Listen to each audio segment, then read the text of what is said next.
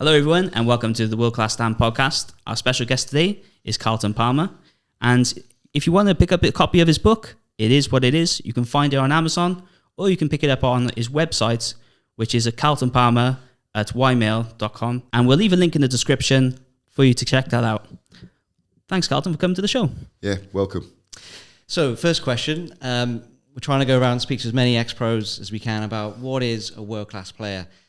We hear it bounded around quite a lot, I think, from pundits and watching sport on telly, obviously football a lot as well. So in your opinion, how would you describe what makes a world-class player? There's very few world-class players. I mean, it is bandied around quite easily, that word. But a world-class player is somebody who has, like Cristiano Ronaldo, who's played in the Premier League, won a league title in the Premier League. He's played in Italy. He's played in Spain. He's won trophies. He's won the Ballon d'Or. He's won the Euros. You know, that's a world-class player. Zinedine Zidane, you're talking about those type of players, the world-class players who've won major honours but done it in different leagues. Messi's world-class, without a shadow of doubt, and I think that's been rubber-stamped by him winning the World Cup. Would he have been able to do it in other leagues? I think there's no question about that. But he hasn't, but he's still world-class. Yeah. You, Ronaldo or Messi?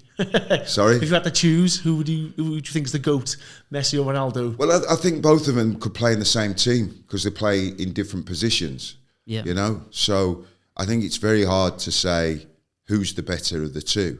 I think they're both fantastic players. I think the stats would suggest that Ronaldo has done better, and that would be because he's done it in other leagues, and that would be the only thing that would separate the two, in my opinion. Mm-hmm. But there's not much to choose between the two. They both had, fantastic careers, and they're both on different levels as professionals. Hence why, at the ages they are, they're still doing what they're doing, which is incredible.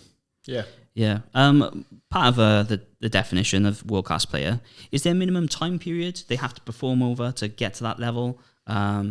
Some people say 3 years, some like 7 or even 10 years. What makes that for you? Is there like a minimum time period? Well, you can't do it over a short period. You can't be over a short period. You can't become a world-class player over a short period. Can you have a world-class performance, like one-off? You can have a very good performance, but how do you class it as a world-class performance? It depends against the opponent. It depends, is it in a major tournament? I think world-class has to be done over a period of time, and, people forget, Ian Rush is my pal, but people forget he still scored the most goals when he went to Juventus. People forget how well he did when he went to Italy, and he was one of the first to go across there.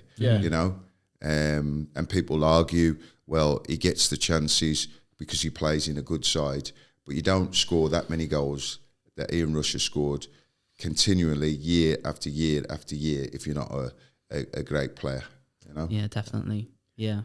There was a couple of players that went over to Italy. Paul Ince was one of them. Ince done well. Ince done really well in Italy. I've had this argument with people over the years. Ince was a fantastic football player, in my opinion.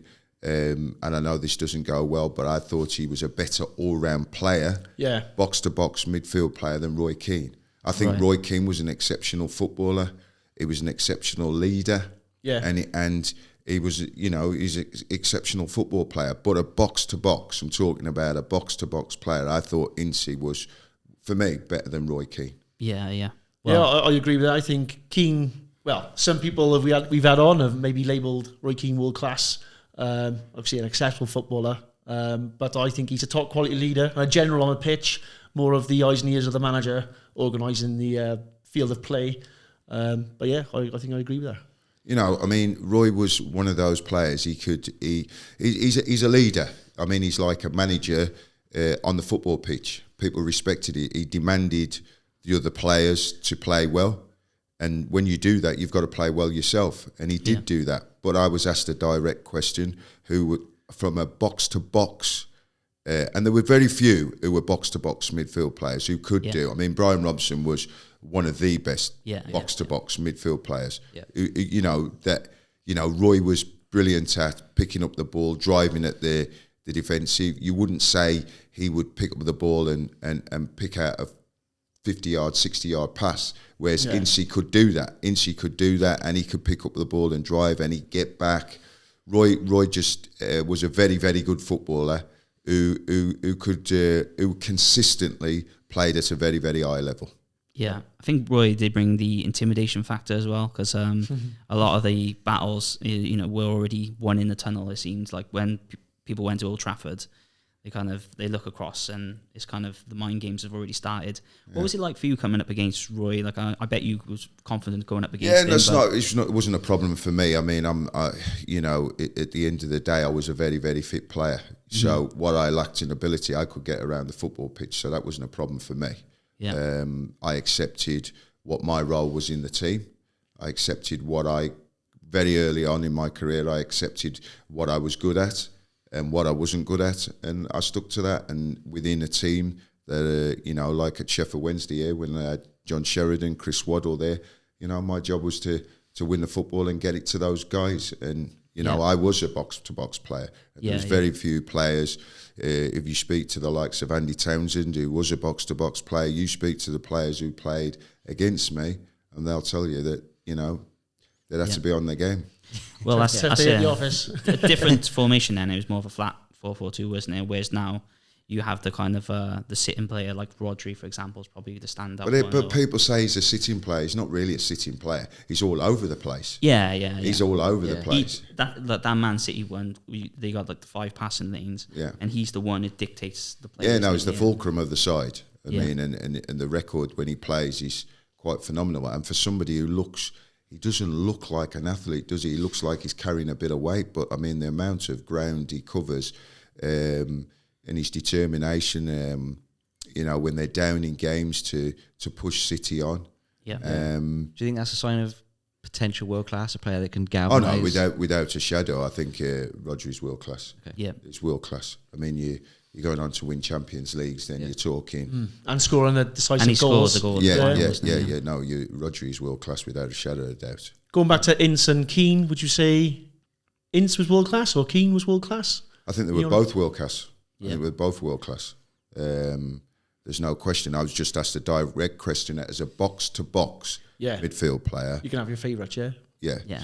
And it's not. And it's not because Ince is black or anything like that. I don't go down that route. I go down the route of, and it's not because he's my mate, and it's not because I particularly like Roy Keane or don't like him. I mean, actually, I think he's coming across quite good on TV. He's to the point. Speaks a lot of sense. So it's not because I don't like Roy Keane. I think he was an exceptional footballer, but it was asked as a box-to-box player. If I had the choice at their best, who would I choose, Roy Keane or Paul Ince? I'd have Ince alongside me. I'd have Vieira being an Arsenal fan. I mean, Vieira over Keane, and that's what you're going to do. And if you're asking me who's the best out of the three of those, I would say Patrick Vieira. Yeah. Okay. Yeah. I think, like you say, to your point, part of your kind of definition is elevate someone and is doing them in different leagues. Yeah. Roy only played in the Premier League, so obviously Paul Ince went abroad and did it, and then he come back and did it again for Liverpool. Yeah. And on top of that, the passing range. So that's kind of like, there's only like tiny margins, but that's what separates them. Yeah, it's 5 margins. Yeah. The Italian league in the 90s was a good league. No, it was a good league. Yeah, it was the Premier League then, really, wasn't it? Yeah, it was a really good league, yeah. Okay, go on then, Carlton. Can you name your top 11 players or your lineup that you would choose from your career, played either with or against, and the best manager you played under? Well, the best manager for me was Ron Atkinson, without a shadow of a doubt. But I've learnt a lot from a lot of different managers. I mean, I played for Ron 3 times and nearly went to Aston Villa, so that would have been a 4th time. Because his type of management suited me as a player. I became very close to Ron as a young kid, and I'm still very close to him now. But when I went to Leeds United, Howard Wilkinson showed me a different side of football, showed me a different side of life, Both of these guys have had very big influences on my career and my personal life. Dave Jones at Southampton was fantastic for me as well. When I went to Southampton, got on really well with Dave Jones. So yeah, but for me, obviously, Ron Atkinson was. I'm not saying he was a better manager than Howard Wilkinson, but he was a better manager for me. Yeah. Okay. So 1-11 wise. 1-11 from playing. Well, Dave Seaman in goal, and that's a close call because I played with Chris Woods for a lot of years, and Chris Woods was a very, very, very good goalkeeper. I think he won 50 caps for England, and he's unlucky that he was behind Dave Seaman. Yeah. I think I've been fortunate to play with Dave on many occasions for England, and without shadow, he's unbelievable goalkeeper. Amazing shot stopper. Well, all round, he was a big lad. His presence, he was brave. He'd come for crosses, and his ability to a goalkeeper for me. I know the modern day game, you've got to be able to play with the football. I mean, this modern day game now, goalkeeper's more like a sweeper than a goalkeeper. But for me, I'm basics, and the game never changes for me. The goalkeeper's there to prevent goals going in, and Dave Seaman was one of the best, and he proved that year after year. I mean, I think at 38, 39, he was still going, still playing. Well, he went to Man City then, didn't he? At 38, 39, he was still playing consistently very well. So Dave Seaman would be number one for me. Right back, not even a question about this. Roland Nielsen played here at Sheffield Wednesday with, and at Coventry, the Swedish international, simply one of the best fullbacks I've ever seen. And that's I know that's a big statement, but he was out for a year with a Cruciate, came back in the cup final and played. I think that was his second game when he played in the cup final, and Mark Giggsy out the game. Yeah, so there's not an argument about that. Centre back Des Walker, I think. Without a shadow of doubt, I don't think Des gets the credit that he deserves. He gets it from the players who played with him, but he was one of the best central defenders that we've ever produced. So Des Walker would be there. And then it's difficult for me then because I played with Tony Adams, and I thought Tony was a great player. I thought he was also a fantastic leader. Played with Martin Keown, who was also underrated by other people, but obviously the Arsenal supporters, the Evans supporters knew what he was about, and when you played with him, you knew what he was about. You got Paul Parker, you got Mark Wright. It's very difficult to choose that second centre back because I played with a lot of good players. I mean, the outstanding one, as I said, was Des Walker. Left back again, I played with Tony DiRigo. Nigel Winterburn was a terrific left back, but I would go with Stuart Pearce on that. Oh yeah, I thought he was a fantastic. Well, Stuart could play anywhere. He could play centre back. He could play up front. He could play left back. His will to win, his ability on the ball. Tough opponent as well, I bet. Sorry, tough opponent as well, I bet. He was tough. I mean, people have this impression about Pearcey that he is a tough bloke. But he's also a very intelligent bloke. If you listen to him now on Talk Sports and whatever, I mean, he was the top man at Trivial Pursuits. You know what I mean? He was a very, very, you wouldn't believe, when he was off piss, he'd be like walking in the mountains in the Himalayas and stuff like that. He was, very well read man, and he was, but he comes across, he gives this kind of persona that he's, which he is. He's a tough man, but he's a very clever man. And he's a really nice bloke, and he helped me a lot when I first got into the England team. And when he actually took over as manager of Forest, he actually tried to sign me. He tried to get me in as his first signing. So yeah, Stuart Pearce would be in there. So if you had to pick a centre back, who the second one, are you gonna? I think you've got to have the balance, and I've got to be honest with you. I probably would go for Tony Adams. Okay. Yeah, just for his. He was a fantastic footballer, don't get me wrong, but his leadership qualities as well were up there. You know, his will to win, his desire to win. If I was pushed, I'd go for Tony. Okay. Yeah. Midfield, it's very easy for me. John Barnes one side, Chris Waddle on the other side. Paul Gascoigne. Paul Gascoigne is arguably, I don't think we've produced another midfield player since Paul Gascoigne. Yeah. He was just absolutely outstanding. Yeah. You know, had he not got that injury in the cup final against Forest, we don't know how good he would have gone on to be. You know. How old was he when he had that injury? I'm trying to. Gazza would have been, because he'd agreed a deal to go to Lazio, hadn't he? So Yes. he'd got to have been around 24 when he picked up that injury, and he was never the same. He came back and played some very, very good games. He played well in the Euros and whatever, but he was never the same Paul Gascoigne after he had that injury. But without a shadow of a doubt, Gazza goes in there. And as I say, I would put Ince in alongside Gazza. I mean, when we used to play as a three, me, Ince and Gazza, you know, it was a good midfield play. You know, we had a good situation, and had Gazza not got injured when Wouters elbowed him, we would have qualified for the World Cup. I mean, we missed Gazza for the last few games because of the broken cheekbone. Yeah. That's as it goes. And then up front, again, very difficult. I think, I suppose, I played with Alan Shearer, a phenomenal goal scorer, Gary Lineker, Ian Wright, Les Ferdinand, David Platt. But I would go for Gary Lineker. I think he was he was an unbelievable finisher. Yeah. And then it's difficult who you would play off somebody like Gary. I mean, Teddy Sheringham was a fantastic footballer and knew the game very, very well. But, you know, in football, it's when you have a striker, I mean, you look at, I mean, I listen to these so-called pundits who are on TV, and they're talking, you know, like Ireland the other day, well, he's only touched the ball 3 times.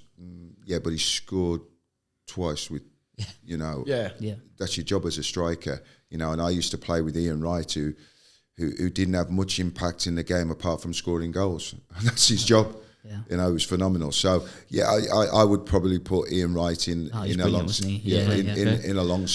To win leagues, to win cups, you've got to have somebody who can score a goal out of nothing. And Ian Wright had that ability to do that and score great goals out of nothing. Did that many, many times for Arsenal. Did that many, many times for Crystal Palace before he went there. Although Mark Bright actually scored more goals than Crystal Palace than Ian Wright. I mean, Mark Bright was a terrific player. I mean, I played here with him at Sheffield Wednesday. He's not just his link-up plays. He's a great all-round player, and he's a great foil for Wrighty. But, you know, at Crystal Palace, Bright actually scored more goals than Wrighty. Yeah. Sometimes it is about those partnerships up front, especially when they used to play 2 up top. Or it's more like 1 up top now, isn't it? But with supplying from the wingers. But you don't see those partnerships as much. Well, the argument is now for me, I'm looking at this and I'm looking at Harry Kane. I think he's a world-class footballer. There's no question about that. But I look at him and are Tottenham better without Harry Kane? Yeah, well, it's Same probably. Potentially. Certainly not better. It's a different play style, isn't it? Like but you look at when he was at Spurs, and they've not won anything, they've not done anything. He's gone to Bayern. He's still scoring loads of goals, but they're not the best team. Yeah. And I'm looking at that, and I'm thinking at the Euros, does he start for England? Now I know he's going to start, but for me, I'm looking at him. And don't get me wrong, I'm not saying that Harry Kane's not a world-class player. He's a world-class player and scores a lot of goals. But I'm talking about the balance of the team to win. Yeah. And the way that the England are playing now, right, with Kane, we don't have a focal point. If he plays up front, he drops too deep, and we don't have a focal point. Yeah. And when you've got the likes of Jude Bellingham there, who's got that ability, he's proven that at the highest level now, to get into the box and score goals, we need somebody to actually stay up there. So for a team's point of view, right? Yeah. Would it be better to start with somebody like Ollie Watkins, who right now in the Premier League since last year is only second to Erling Haaland in terms of his goals, and he stays up against the last man. So if we've got the likes of Bellingham and Foden in midfield who can make those runs, that's better for us, because if I know people have the argument, well, if Kane drops, he leaves the space for the midfield players to run in. Yeah. But I'm just looking at overall at what happens with Harry Kane when he plays. Like, you've seen what happens at Spurs, you've seen now what happens at Bayern. He scores an awful lot of goals. Yeah. But he's still not winning anything. Yeah, that's it. It's It's cursed. That's the word. I think he's cursed, isn't he? The Spurs curse is. I think just the way that he plays, dropping into that area, is great, and he's got his awareness and his passing ability is fantastic. I'm just looking at it as a manager's point of view, looking at going to the Euros, and I want to win the Euros, right? So if I'm going to and I want to win the Euros, we need to score goals. Yeah. Now, Harry Kane scores goals, but he can't score goals if he's dropping deep. You know, as a centre back, if Harry Kane drops deep for me, I'm happy. True. I'm happy. As a centre back, if he's dropping into midfield, I'm happy to see him there. You know, you look at Son now at Spurs. He's come again scoring goals. Right, he's been away at the Asia Cup, and he's still scored 17, 18 goals already this season. Yeah, right, because he's playing. You know, and I know Son and Kane had an unbelievable partnership, but what I'm saying is there has to be a focal point for the team and for England, and it's where this is where you get paid the big bucks. Gareth Southgate's got to make a decision on, you know, what is going to be the best balance for the team to go on to the Euros and win. Now, for me, I don't see that if Harry Kane keeps dropping down. If he stays up the pitch, right, then that's fine. But if we're going to get our runners in like Foden and Bellingham, and Bellingham's, you've seen it at Real Madrid, you've seen it for England, where he can get into that box, he'll go off somebody like Ollie Watkins. He'll kick. I don't think Ollie Watkins is world class in terms of his back to goal playing. He's got better at it with Villa, but I tell you what, he's brilliant at the moment. He's pulling off the shoulder of defenders and running in behind and keeping the back four honest. Now, if we have that as an option with the likes of Foden and the likes of Jude Bellingham, and you've got Declan Rice there as well, then, you know, teams should be fearing England in the Euros. Yeah. For me, England should go on and win that competition. Well, there's no shoulds at international level. So I can. There's no pressure in me saying that. But there's no shoulds in international competition. You know, you look at the World Cup. Everybody was fancying Brazil to win the World Cup. Look at the teams who went out there. There's no shoulds in international football, because all the countries now, most of their players apply their trade in Europe. You know, so you come up to the African teams. A lot of those players are playing at top European clubs now. So there's no real right to win a tournament. Do you know what I mean? They should go close with the squad. I think it's fair to say that I know people are saying for Gareth it's win or that's not good enough. I mean, the simple fact is Gareth has been the most successful England manager, including Sir Alf Ramsey. When I'm talking, okay, Sir Alf Ramsey won the World Cup in '66, but in terms of games won, and you know, everybody can say, well, Gareth's got the players he has, but so did Capella, so did Venables, and they still haven't done better than what Gareth's done. I think this comes from the fact that we should have won the Euros, in my opinion, at Wembley against Italy. We should have won the Euros. And what put Gareth under pressure is, I think Gareth took a gamble of going to penalties and hoped that would work. But when you look at the bench and you look at the players that you've got on the bench that could potentially change the game, that's the likes of Mourinho, that's the likes of Alex Ferguson. You know, I remember when Man United won the league and we were playing them at Old Trafford. I mean, Alex Ferguson, he wasn't happy with the draw. They won it in the 92nd minute. Steve Bruce scored 2 goals, 92nd, 93rd minute. He changed the team. He was very positive, and that's that's what you've got to be at that level. You've got to, it's not shit or bust, but it's almost being brave, to go and win the tournament. Do you think that plays into the fact that when Gareth plays, obviously he was a defender, so he's got more of a natural cautious mindset to maybe try and shut up shop? Whereas, like you say, some of the other managers, they go for bursts, or they're able to make those tactical things. Like maybe the best one at the moment doing is Pep Guardiola. Changes the game 3 or 4 times throughout the match. He can identify and spot those, things like, I need to tweak that tactically.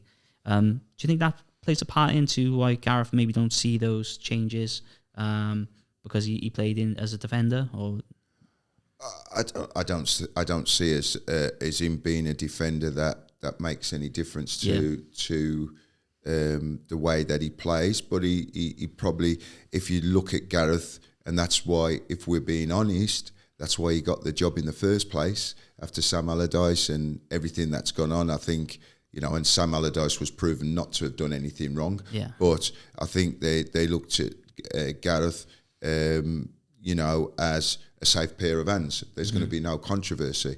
I mean, I look at Gareth, no disrespect, and I've said this before, he didn't play for a top 4 club, but got 60 caps for England. Yeah.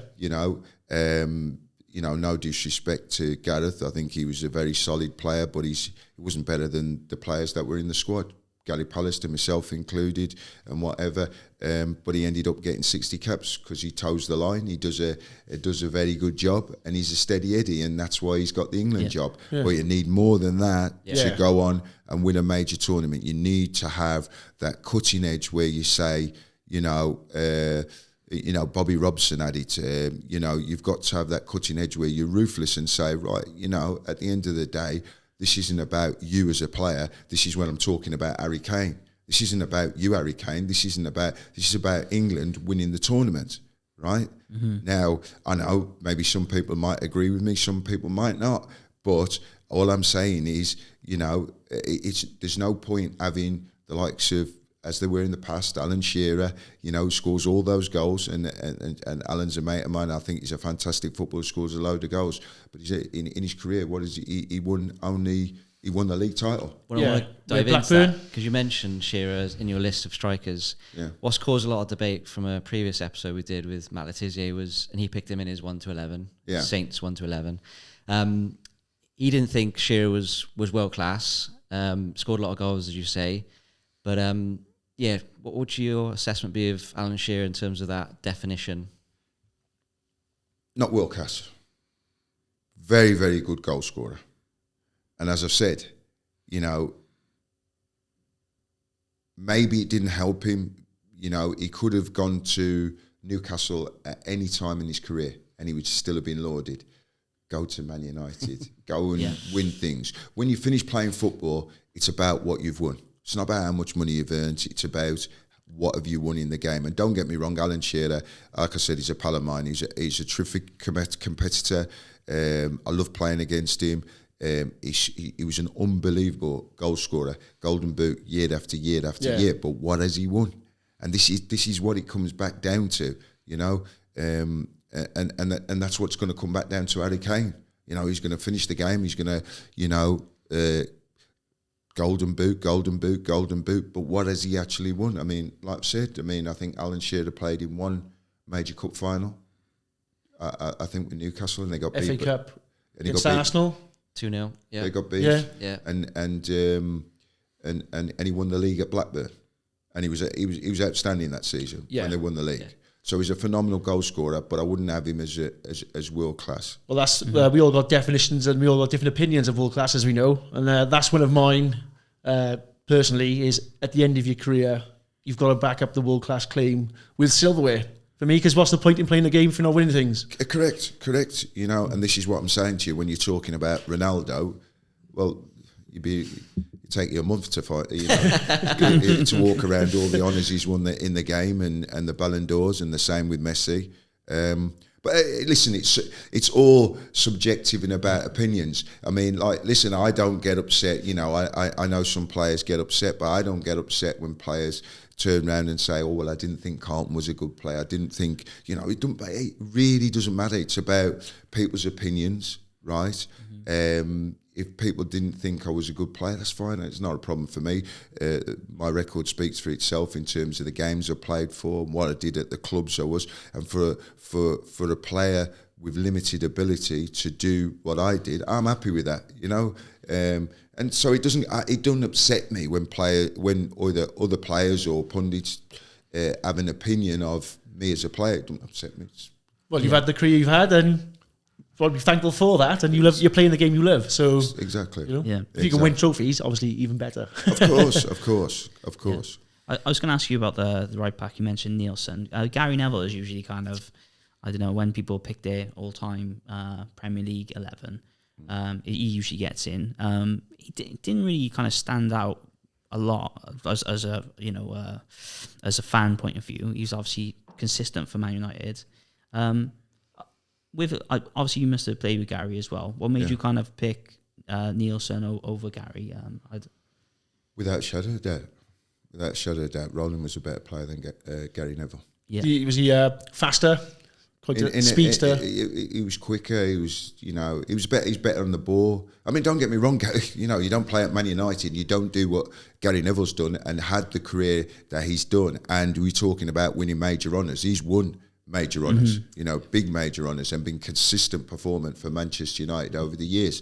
But that Manchester churn out a lot of very good players, but it doesn't mean they're world class. Dennis Irwin was a fantastic player at Manchester United, really, really good player. There's a lot of players who have had good careers, and Gary Neville is one of those. And we're talking about winning things. He's won every honour in the game. He's a fantastic footballer. But if you, without a shadow of a doubt, Roland Nielsen, like I've said, is the best right back. That I've and if you speak to people who played with Roland, I mean, I think he had over 100 caps for Sweden. For me, if I had the choice of signing Gary Neville or Roland Nielsen at their best, I'd sign Roland Nielsen. How good was Chris Waddle at his best? He's probably a little bit before I got into football. Really, Waddle probably coming towards the end of his career, but from the highlights reels I've seen, fantastic player. Well, that's the definition of world class. Yeah, that is a definition of world class, without a shadow of a doubt. When he came to Sheffield Wednesday, he was 37 years of age. Wow. And he won the Sport Writers Player of the Year. It was just unbelievable. So I've seen him at 38 destroy left backs that Tony Dorigo's a very, very good left back. David Burrows, at West Ham. David Burrows played for Liverpool, was a very, very capable left full back. I've seen him destroyed. I've seen him destroy Graham Lascelles. He's one of those players, great players, and I use that word with Chris Waddle. He was a great player. Great players have this ability to pick the ball up and run quicker with the ball than without it. Messi has that ability. Gascoigne has that ability. Waddle has that ability. You think you play him on the right hand side, and he was all left footed. But you show him down the right hand side. I remember against West Ham, they kept shouting, "Show him down the outside of the right hand side." If you see the game, he does a lollipop, goes down the right hand side and smashes it in the top corner.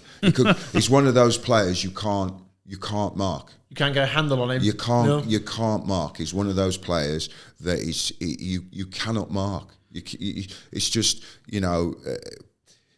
you just can't mark, because if you say, right, okay, we'll stand on his left foot, push him down on his right hand side, he's comfortable doing that. He can check inside, he can check outside. He's comfortable having his ball. He invited people to kick him. He wanted you to kick him. He'd wait for the ball to come and keep it on the outside, because once you book, that's it. He's got you on toast, and that's what he wanted early doors in the game. He wanted somebody to come and try and clatter him. Yeah, well, great players find a way, don't they? That's the whole idea of being top of the game, I suppose. Yeah. So we'll ask you now, Carlton. Your time as manager at Stockport and Mansfield. Can you go into that for us? Yeah, I mean, it's always difficult when you first take your first manager's job, and I'd made a decision. I could have carried on playing football at Coventry. I had 2 years left on my contract at Coventry, but I got to that point where to play the game that I played, I needed to be physically at my best. And that was hard work. You know, people think that it's just about training during the week and playing on the Saturday. It's not about that. I used to train 2 evenings a week with a private fitness guy. All these things that these players think that they've, or the clubs think that they've invented now. I was doing all that way back then. In fact, at Leeds United, the players used to come, Gary Kelly, Harry Kewell, Brian Dean, they all used to come and train with me, with my private guy in Sheffield. In the end, Leeds United employed him. And we're doing all the, all the core work and whatever. So the fitness side of it was very, very hard for me. And I was getting to 37, 38, and I felt it was time now. I didn't want to play down the leagues. And the most frustrating thing as a footballer is when you know you could do something, but you can't do it anymore. And when it gets to that point, you have to be big enough to say, I've had this conversation with Kel Brook when he fought Amir Khan. I just said to him, and it's the hardest thing to be able to do is to leave it alone. You know, in boxing you get hurt.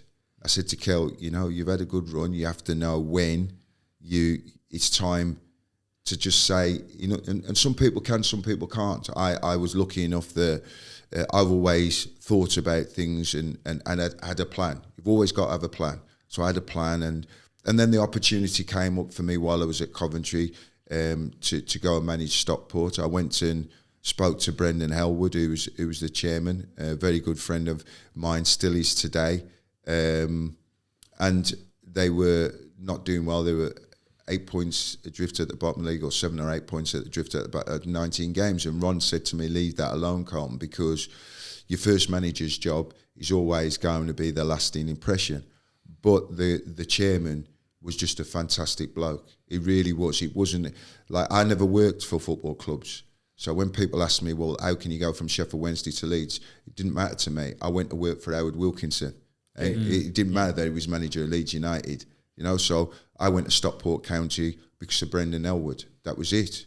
And we had a fantastic relationship. He knew the game. Luke Beckett, I signed Luke Beckett because of the chairman. The chairman, he knew the game of football. So he said, Carlton, I've just seen a lad play at Chesterfield, Luke Beckett. He said, and we need to get him. So I sent Kevin Richardson, and Kevin Richardson said, we need to get him, Gaffer. So he said, I'll go. And Luke Beckett went on to do unbelievably well for Stockport County and me, Yeah. So it was a very difficult situation because the chairman loved the game. He was putting in an awful lot of money. He was putting in £750,000 every 6 months of his own. It wasn't run as a proper football club, as a business. He'd just write a cheque. He'd just write a cheque. He'd just write a cheque. He loved the game that much. So I went in there. The wage bill was ridiculous for that league, and what I wanted to do, he said to me, he gave me £500,000 to spend, and I thought I could keep them up when I first went there. And we went to Watford, who were top of the league, the first game, and we got a draw. Then we played Norwich the next game, and we won, and I scored the winning goal. And you think, oh, this is easy. Then the reality kicks in that the reason why they're in that position in the league is because they're not good enough players. Simple as that. That's as simple as that. And the reality was that I went to the chairman and said, listen, I think we've not got, and these players were on 3 or 4 year contracts. I said, we need to use that money that you've given me to pay players off, to balance the books. We had a great youth team set up with Craig Madden. There's some great young players. So I said, let's get those players out. Let's pay them off, get them off the wage bill, and give these young boys their chance. John Daly, who went up to Scotland, Andy Welsh and whatever. But it's very difficult when you're losing games. Went to West Brom, lost 6-0, went to Burnley, 6-0. Then the supporters are calling you because they don't know the real picture of what's going on. The plan was we'd go down and have a go with these kids to come back in 2 seasons. That was the plan. And I sat down with Brendan and we went through what we were going to do. But it was horrible when you're losing week after week after week and getting beat. But I could see, and Rico could see, that the players were getting better, Aaron Wilbrahams, and we were putting it together a very, very good team, and we could see that, and the chairman could see that. And I remember we got beat, and Andy Welsh did a story about what I did on New Year's Day, and it's the different type of mentality. And he was talking about, we were playing West Brom on New Year's Day, and I got them all down for a drink the night before the game. We got beat 5-0 the next day. But it's a mentality. Big Ron did that how many times with us? Night before games, got us down for a drink. We were actually in this hotel when we played Manchester City on New Year's Day, and most of the players would have left their bollocks, and we ended up smashing them 2-0, 3-0. So it's understanding that mentality at that level, And then what happened is we went down. We had a good side, and I still remember to this day, Brendan turned up at my house. We got beat of West Brom 5-0, and he came to see me, and I thought, that's it, that's the end.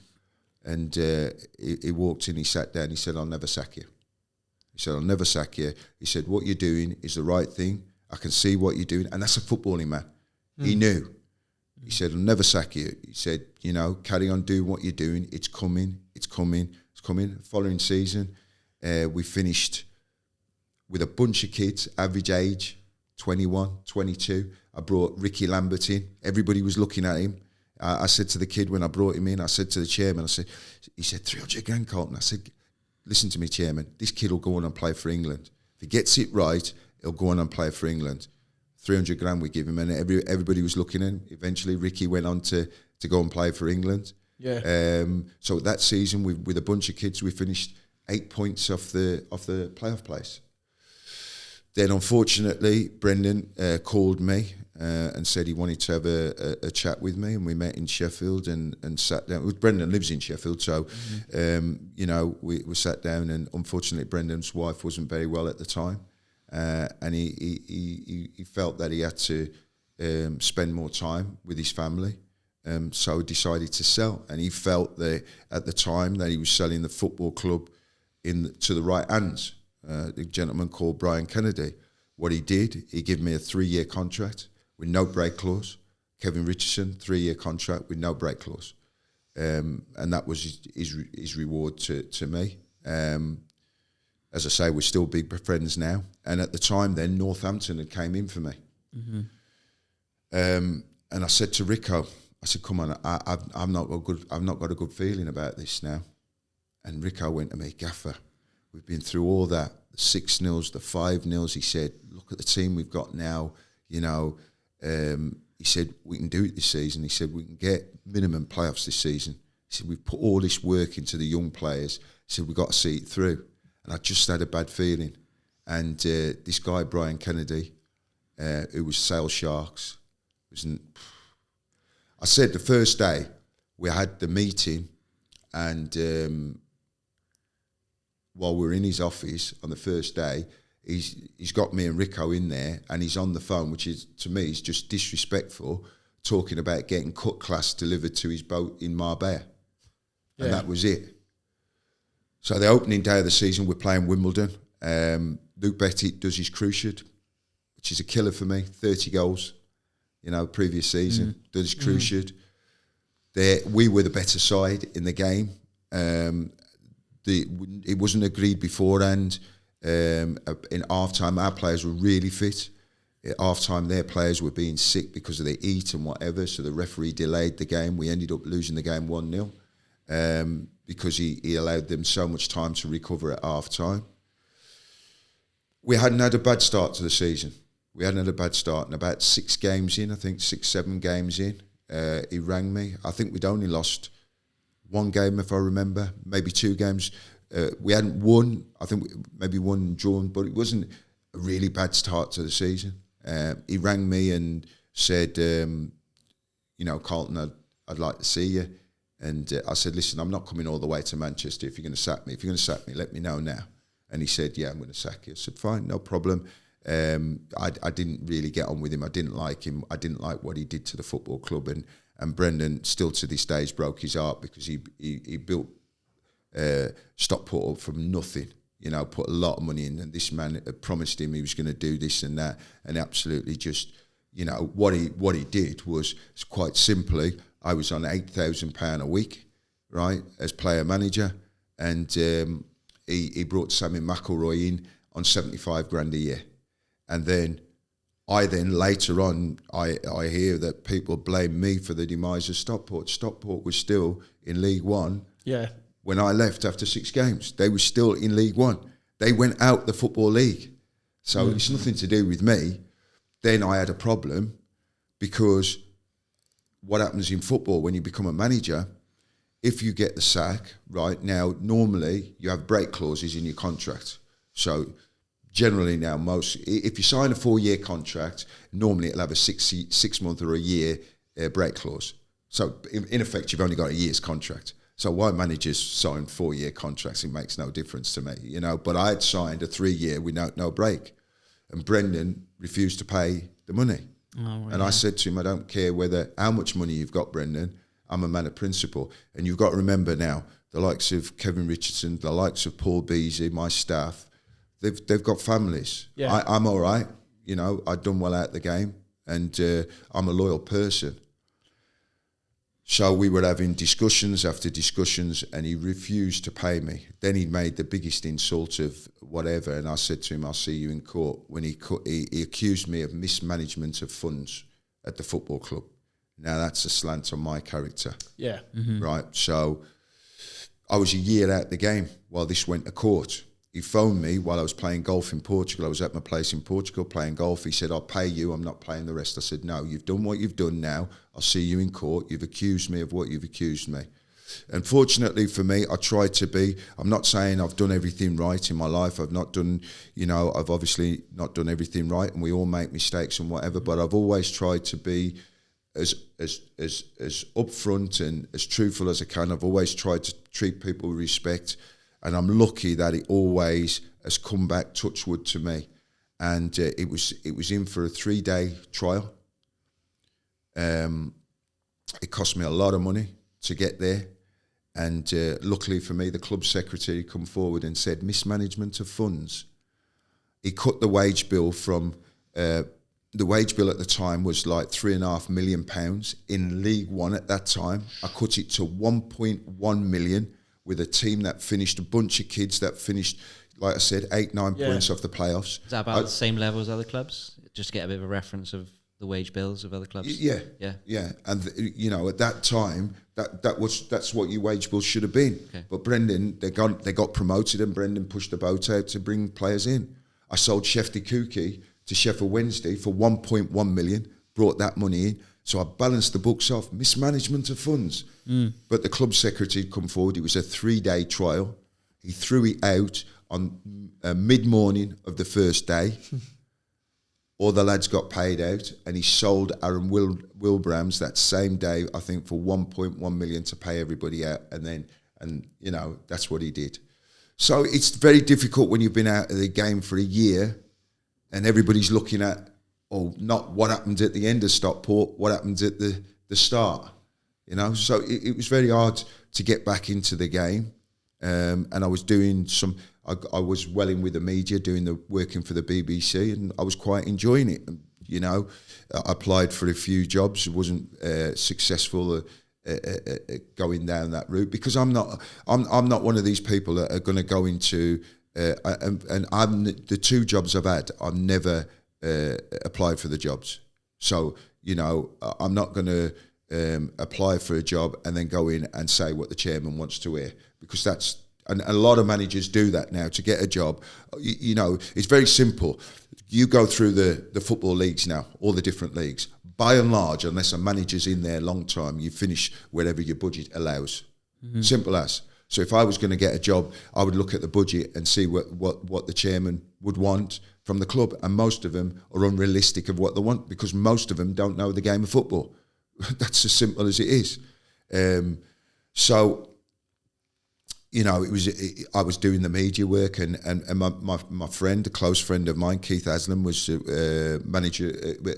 chairman of Stockport. His father used to be Harry Haslam, who owned Sheffield United.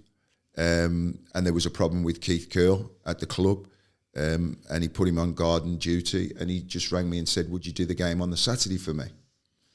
So I rang the BBC and I said, right, listen, I've been asked to do the game on the Saturday for Mansfield Town, which was a cup game against a side I think it was against Stoke in the league above.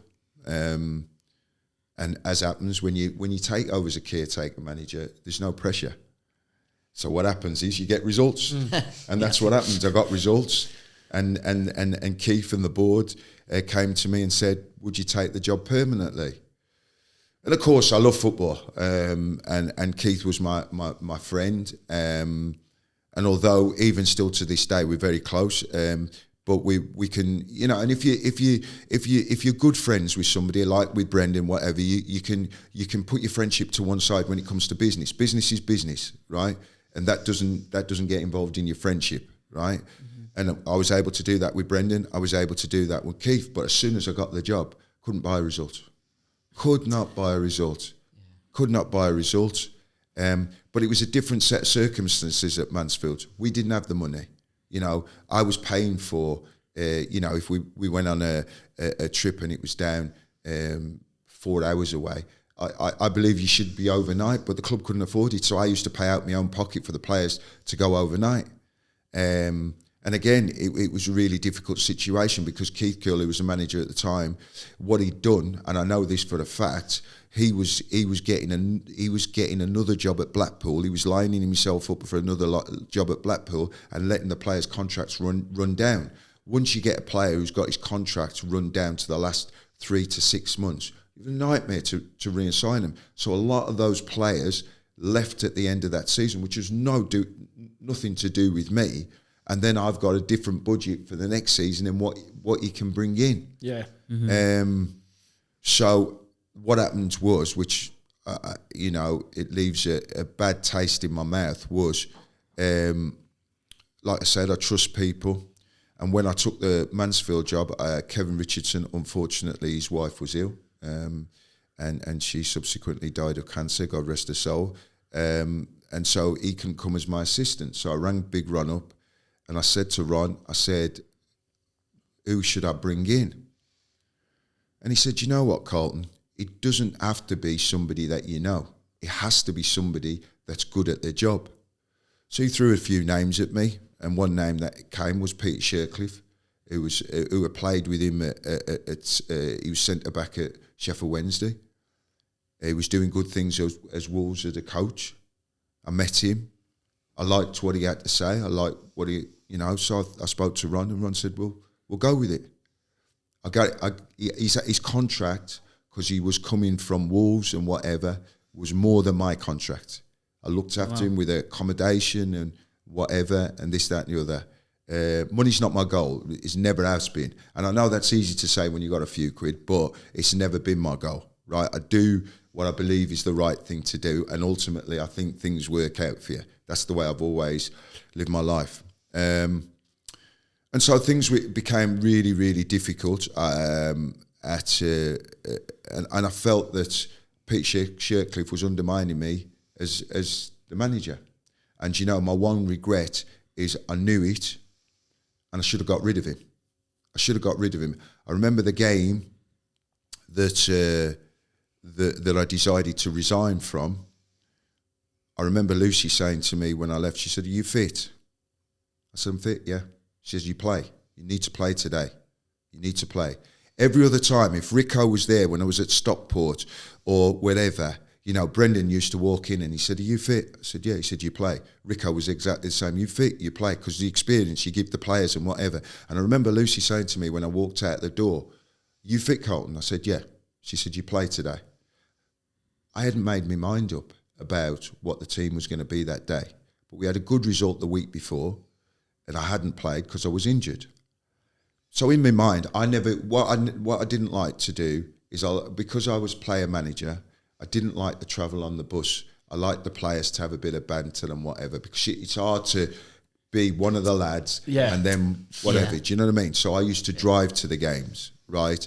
And then, you know, I'd done my team tour before, let Rico take over, Shirty take over, now I'm a player, right? And so, like I said to the lads, it's not gaffer anymore now, we're playing. So I thought about it when I was going there. I spoke to Peter in the car on the way to the game. I don't do late. It's not on my agenda. I think being late's the height of bad manners. I don't do that. If I say to you I'm going to be there at a certain time, I'll be there at a certain time. So I'm at the ground early. Steve Parkin's the manager of Rochdale at the time. So I go in his office and I sit down, and he didn't realise the board behind him has got the team. It's got the team and the shape, and I'm like, what is going on here? Now, we played with 4 centre-back. We played with a flat back 4 all season. I decided to change it to a 3, and we worked on that all week. He's got me down as playing. I hadn't even named the team yet, right? But Shirty knew the team. The only person who knew the team when I spoke to him was Peter Shirtliff, and he's got the team for bet. So if you go back to it, they've got it on video now. You see me. I pull all the players onto the pitch, and I asked him. I said to him, I said, what have I done wrong to any of you? I've give you game time. I've give you opportunities. I've give you everything. I said, and I've just walked into the manager's office there, and Richie Barker, who's assistant manager to Paul Warren, is a stand-up bloke. I brought him into the club, and he done phenomenal for me. And he went to me, Gaffer, it's not one of us. He said, you know, obviously players speak to other players and whatever during the week, but to a man, they all said to me, it's not one of us. So I didn't know. But all of a sudden now I've gone into a game with 3 centre-backs. They've gone 4 on top at home, which they've never played before. I think we're 2-0 down inside 15 minutes. So I've got to make changes now that I didn't want to make because I didn't have the players on the pitch to make the subsequent changes to go to a flat back 4. I've got the fans giving me dog's abuse. You know, you don't know what you're doing. You don't know what you're doing. You don't know what you're doing. And I've never had that. Everywhere I've gone and played, the supporters have always known I've given 100%. So here I'm at a club where I'm paying for overnight stays. I'm doing this, I'm doing that, and I'm getting dog's abuse from the supporters. Why do I need that? Why do I need that? So I make a change. We get back into the game. And then, unfortunately, my big centre-back, who was brilliant for me on the day, gets sent off. And we narrowly get beat on the day. But I was so disappointed with what happened, and maybe it was a knee-jerk reaction. I just decided to, without speaking to Keith or the board, I just told the press that was my last game. I was going to resign. And I told the players that was it for me. I just felt really let down. I was driving home. Keith rang me. He said, we're not accepting your resignation. I want to see you tomorrow morning. I said, no, Keith. I said, the fans are on your back. The attendances are down. You're a mate of mine. I think it's best for all parties. Keith said, sleep on it. Come and see me tomorrow. We want to see all the board want to see you. And we'll have a chat about it. Still to this day, Peter Shirtliff says that he called me. He never called me. I've never spoke to him since. He's never called me. He never called me. He rang the chairman, my chairman, who will testify this, about 10 times that night. He didn't pick up the phone to him and basically left messages to say he wanted the job. So Keith and I met the next day. I met the board and I just said, listen, it's best for all parties that I go, because their tendencies were down and the fans had turned against me, and that was as simple as it is. So Keith said to me, well, you know Peter Shirtliff's on. I said, well, he knows the players. He knows the players, and he probably doesn't know this to this day. Keith Gill got the Mansfield job off the back of me. I got him the Mansfield job. He came to me. He hadn't a job in football. Because of my friendship with Keith Haslam, I got him the job there. And I got Peter Shirtliff the job there. So again, they were nowhere near getting relegated that season. They got relegated and I got the blame for it. Do you know what I mean? And that's the way it goes in football. It left a sour taste in my mouth. And so from that point on, it wasn't a case of going back into football. I think things had changed. You know, I haven't got a lot of friends in this world, and it's not a sad story. It's a very good story. What I have got is I've got a few friends that I can call friends. Do you know? Yeah. People in the game, people out the game that I can call real friends. You know, if I picked up the phone and asked Ian Rush to do something for me today, he'd do it for me. That's a real friend. Do you know what I mean? Mm-hmm. I've got friends, you know, outside. A lot of my friends were outside of football, and that's probably why I had a grounded level. I never got involved in all the, you know, shenanigans about it all. But it left a sour taste, and so I feel for managers, it's a very difficult job. It's become a result based industry. You know, and that's as simple as it is. You see David Moyes this season. How can the supporters question David Moyes? I know. How can they question David Moyes? You know, I'm looking at it and I'm thinking, you know, this man. You sacked him the first time around and you brought him back, but because you thought you knew better. He's coming here now. He's consistently made you finish in the top half of the table and delivered you a trophy, and you're still at 6th or 7th in the league, and you're calling for him to go because you're not playing attractive football. I'm like, the game's gone. Yeah. Yeah. They've had a really good run in Europe as well this season as well. Oh, he's done unbelievable. He's done unbelievable at West Ham. But this is what's happened in game. And also, listen, don't get me wrong, from a supporter's point of view, I'm looking from the outside. I've lived in China for 8 years. I've come back to the UK. The UK is a very expensive place to live in. So you've got an ordinary man in the street who's going to watch a football game and he's taking his 2 sons. It's the best part of his salary gone, right? His week's salary. I get that. But your team can't win every week and your team can't play well every week. But you can't keep changing the manager because the manager can only work. And more managers are working with players that are brought into the football club that they haven't identified. Yeah. True. I think what would help more is a bit transparency, because a lot of the fans, they only see 90 minutes on a Saturday and that's all the judgment. Sometimes it doesn't seem, and it's not necessarily from the manager, it seems on board level down, there isn't really like a plan. So like you're looking at it and then, like what you explained with Stockport, where he was like, right, we get the kids in, lower the wage bill, come back next season. If that was like, you know, that was the vision, said, you know, this is what we're going to do, guys, there's going to be a plan, we might have to take short-term pain for long-term success. You can get on board with that, or you're like, all right. You can't come out and say that, because you've got to remember now, you want the season ticket money, you want want the corporate money. So although you know what you want, you can't come out as a manager or a chairman and say that. You just can't. The problem is a lot of the chairmen in the game today don't know about the game of football, right? So it becomes very difficult. But as a manager, you can't come out. I mean, look at Paul Hickenbottom. He gets the sack, right? They give him the job. He gets them promoted, right? And by the way, gets them promoted in good fashion with a team that I didn't think was good enough to get promoted. You then get in the Premier League. He's not given the money. Sell Sanderberg, and then sack him. Bring in Chris Waddle, who's a great bloke, lovely bloke, but isn't going to do any better. It's just to appease the fans, and this is what the chairman do. And look what's happening now. Do you know what I mean?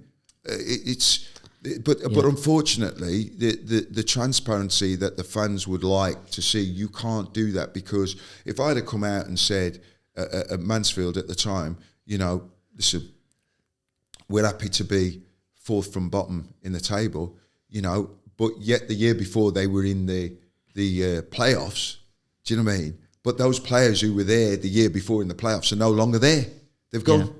Yeah, time changes quickly at a football club. It changes really quickly, and it's you know, if you've got a chairman who understands the game, that you can go in there and sit down with, who I think, like say for instance Manchester United now, I think they'll go from strength to strength, because I think this Ratcliffe bloke, he knows the game of football. He knows what it's going to take, and he's going to put the people in place to do and implement what it's going to take to bring them back. You can't just go in, like you look at the boy who's gone in at Chelsea, loads and loads of money, don't win you the Football League. It doesn't win you. You know, people can say whatever they say about Pep Guardiola and he's having the money. Every player that's basically gone to Man City has become a better player under Pep Guardiola because he's a fantastic football coach. Yeah. So it's not just about identifying the player. It's not just about paying the money. It's about having a good coach who knows what he's doing. You know, he's gone in at Chelsea. He's created his own problems by he's just thought, well, I'll just go and spend money. It's going to win me the league title. They're not quite doing it at the moment, Chelsea. They're putting the performances in, but I think they're lacking finishes. It seems to be a kind of you know, they seeing him as an easy target as well. They've identified him. They're like, oh, this guy doesn't know anything about football, about Todd Bowley, and they're just overcharging him left, right, and centre on players. He's just like, we'll take an extra 20. Oh, is it Chelsea? Extra 20 million. And he's just paying it. And the players are going there because they can get, you know, most of the players now, where they've done it to get round the fair play, they're on 6-year contracts on massive money. So as a manager, I mean, I like the manager that's in there. He's proven he's a top manager. But, you know, you change the manager again. The same thing's going to happen to the next manager who's gone in there until they can get the balance with the playing staff right. I think, personally, I think Chelsea will be all right. I think they've signed a lot of young players. Cole Palmer doing well already, but I think they've got a young team. I can see him doing well in 2 or 3 seasons. And I'm 100% with you, but that's what I'm saying. They've got to stay with the manager. Yeah. You've got to stay with the manager and trust the process. Whilst trying to please the fans, which we know are fickle. And they want success. As a fan, you should know by seeing what's happening that is the plan. Yeah. You're not looking for success now, are you, buying... I don't know. I think he's under pressure, isn't it? Because obviously, you know, had he won the game against Liverpool in the cup final, would have bought him a better time. Oh, yeah. But, you know, getting beat against the so-called kids of Liverpool, you know, I just think it's unfortunate for him. He's come up against a club with Jurgen Klopp saying he's going to go. I think they're going to. I honestly believe they're going to win the league this season. I just got a feeling about it. You call it nostalgia and whatever. I've just got that feeling that it's written in the stars for him to go out doing something special. I just think it is. I think it's one of those that I think it'll go right to the wire, and it might just be a reverse when, you know, Man City did Liverpool by 1 point. I think Liverpool might do them by 1 point. I think and what a way for Jurgen to go out. Yeah, Sunday's game is massive, isn't it? Liverpool, Man City. So that'll go. It won't obviously decide it, but if one of them can get the victory, it'll give them the edge. I think it'll go a long way to deciding. You know, and I'm not counting Arsenal out of it, but I think out the 3 teams, could I potentially see Arsenal dropping points between now and then? I could do. Do I see Liverpool and Man City dropping many points between now and the end of the season? No. And I've tried to do the permutations so many different ways. I think this game decides it. And I think, like I've said, I think it could be a point either way come the end of the season between Liverpool and Man City. But I've just got this feeling that it's going to be Liverpool's year. Thanks for watching part 1. Please do check out part 2 of our 3-part series with Carlton Palmer, and have a world-class weekend. But before you do, please remember to like, share and subscribe. Thank you.